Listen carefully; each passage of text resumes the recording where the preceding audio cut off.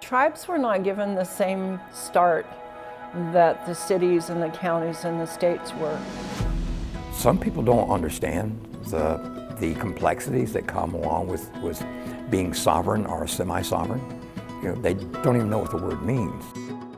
Tribes have had to start from square one. Congress has really empowered tribes through the years to begin to develop, but not enough. The funds have not been there. You know, of course we want to preserve our history and culture, but on the day-to-day basis, we function like any other government. We're providing programs and services to our citizens like any other government would. There's no one-size-fits-all when it comes to Native American work. Each tribe is different, their challenges are different, their communities are different, the way they function are different. You really have to customize your service and your project and your approach to that tribe and their needs and the way that they function.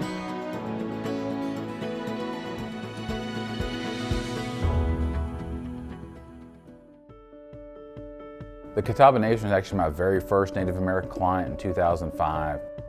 My name is Matt Riddell and I'm Director of the Native American Services Department for Qk4. Several years ago, we developed a transportation safety plan for the Catawba Nation, and one of the projects that we identified was safe pedestrian access along Avenue of the Nations.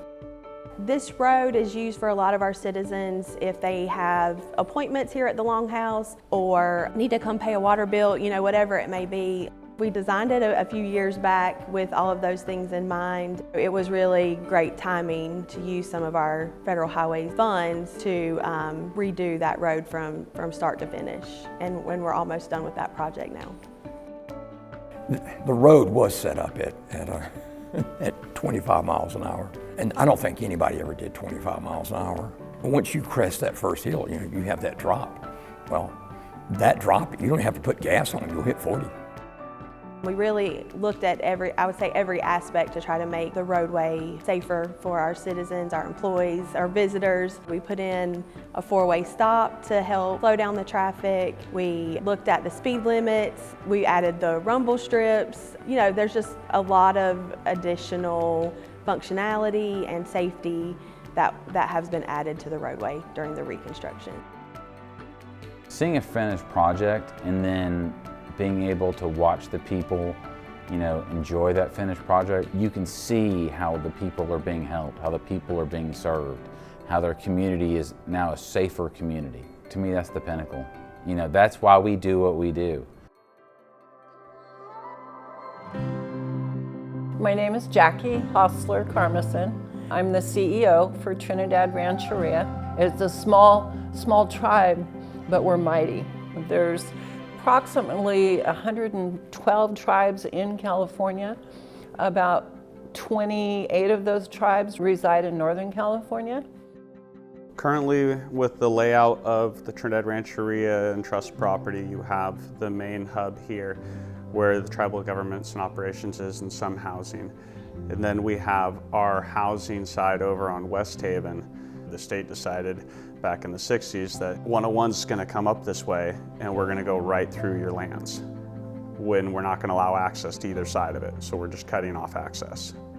For people living on one side of 101, for them to get over to the tribal center, they either have to go a very roundabout way, or what we were finding is that people were shortcutting it and basically coming across the freeway, which is obviously very unsafe.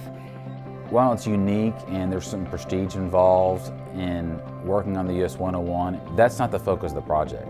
Really, the focus of the project is helping this tribe.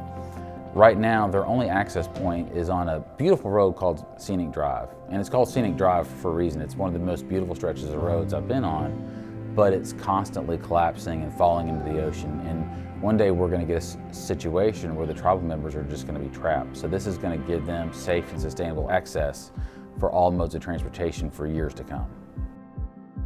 And one of the issues that tribes face are consultants coming in that don't have the tribe's best interests at heart.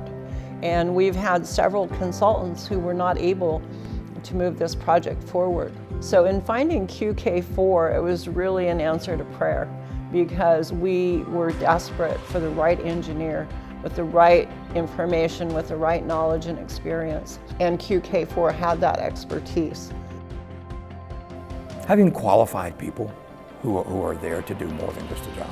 You know, it's It's not just about the money, it's about the community.